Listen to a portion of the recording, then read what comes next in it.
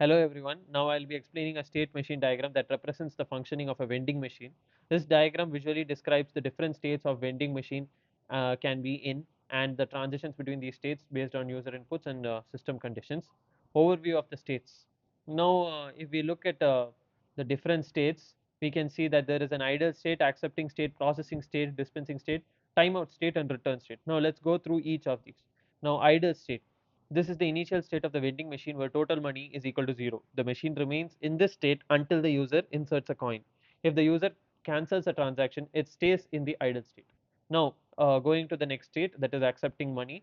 When a coin is inserted, the machine moves to the accepting state. The total amount of money is inserted is updated using total money is equal to total money plus coin value. The display shows the total amount entered by the user and the machine waits for further input. If no further input is received within the next 20 seconds, it transitions to the timeout state. Now, so for the timeout state, if the user does not enter money within the 20 seconds, as said, the transaction is cancelled and a message is displayed returning coins. The total money inserted is refunded and the system resets back to the idle state. Now let's go to the processing state, if which comes in the case of if total money inserted is greater than equal to 0. So now it checks if the stock is not available or change is not available, or if it is available or not. And if the change is not available and stock is not available, it goes on to the return state. Otherwise, it transitions to the dispensing state. Now let us have a look at the return state. So the machine cannot complete the transaction due to the lack of stock or lack of change, and it cancels the transaction saying transaction failed, returning all money, out of stock or no change, and then the system resets back to the idle state. Now the dispensing state.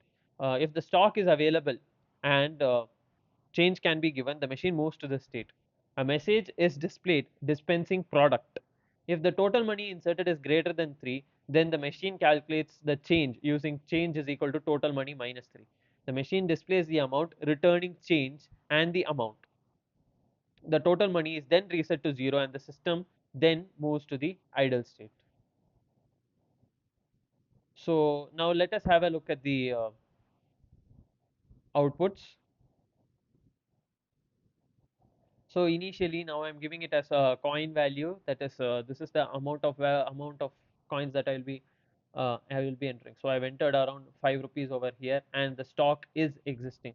So the one drawback of the system is that we have to uh, like what to say, give cancel as an input even before running the state. So now if we run this, we could see that the states are transitioning, and if we click on view diagnostics, we can see dispensing product and returning change for 2 rupees. So each product is of 3 rupees and what we've given is 5 rupees, so the change is 2 rupees. So that condition works. Now let us check if cancel is given. So if cancel is given, so if cancel is given and now we run this, we get total money is equal to 0. So yeah, that is about the vending machine state diagram and state flow done in Simulink Matlab. Thank you.